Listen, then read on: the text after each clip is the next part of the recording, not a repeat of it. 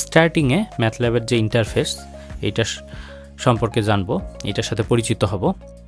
দেন একটা প্রোগ্রাম লিখব, প্রোগ্রামটা রান করে দেখব, এবং ম্যাথল্যাবের যে হেল্প ফিচারটা আছে সেইটা সম্পর্কে জানবো। এছাড়া ম্যাথল্যাবের নাম্বার ডিসপ্লের ফরম্যাটটা নিয়ে একটু আলোচনা করব। দেন ম্যাথল্যাব অ্যাজ ক্যালকুলেটর সেকশনে প্রথমে ভ্যারিয়েবল ডিফাইন করা দেখব, তারপরে ভ্যারিয়েবল নেমিং রুলস দেখব, তারপর অ্যারিথমেটিক অপারেশনস দেখব, কমন ম্যাথ ফাংশনগুলা, কয়েকটা কমন ম্যাথ ফাংশন দেখব কিভাবে এটা ইউজ করতে হয়।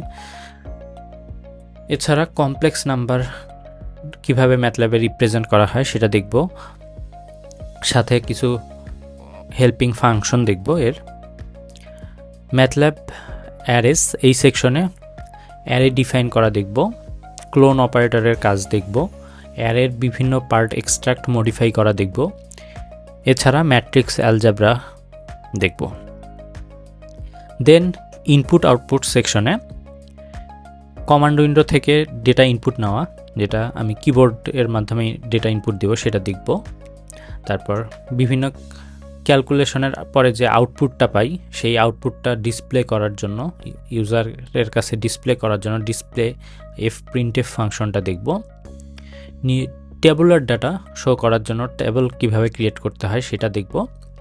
এছাড়া এক্সেলের সাথে ইন্টিগ্রেশন, অর্থাৎ এক্সেল ফাইল থেকে ডেটা ম্যাথল্যাবে ইম্পোর্ট করা, এছাড়া ম্যাথল্যাবে যে ডেটা ক্রিয়েট হলো সেটাকে আবার এক্সেল ফাইলে এক্সপোর্ট করাটা দেখব। নেক্সট সিলেকশন অ্যান্ড লুপ স্ট্রাকচারে ফ্লো কন্ট্রোল এইটা সম্পর্কে জানবো।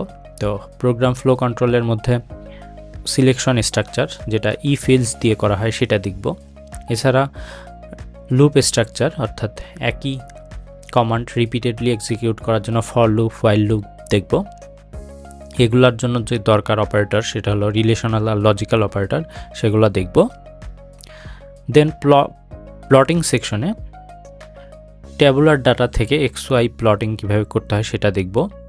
তারপরে একই ফিগারে একাধিক প্লট করা সাবপ্লট ফাংশন ইউজ করে সেটা দেখব। বার পাই চার্ট ক্রিয়েট করা দেখব।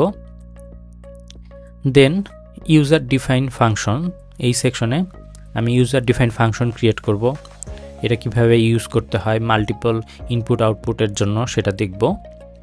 তারপর এই ফাংশনগুলা বিল্ট ইন ফাংশনের মতো কিভাবে আমি ইউজ করতে পারি সেটা দেখব, এবং অ্যানোনিমাস ফাংশন ক্রিয়েট করা দেখব। এবং লাস্ট যেটা সেকশন সেটা হলো সিম্বলিক ম্যাথমেটিক্স, এখানে আমি এক্সপ্রেশন সিম্বলিক্যালি ইভ্যালুয়েট করা দেখব, এক্সপ্রেশন ক্রিয়েট করা, তারপরে এক্সপ্রেশনের উপর বিভিন্ন অপারেশন, ডিফারেন্সিয়েশন, ইন্টিগ্রেশন করা দেখব, এবং সর্বশেষ এই এক্সপ্রেশনের ভ্যারিয়েবলকে নিউমেরিক্যাল ডেটার দ্বারা সাবস্টিটিউট করা দেখব।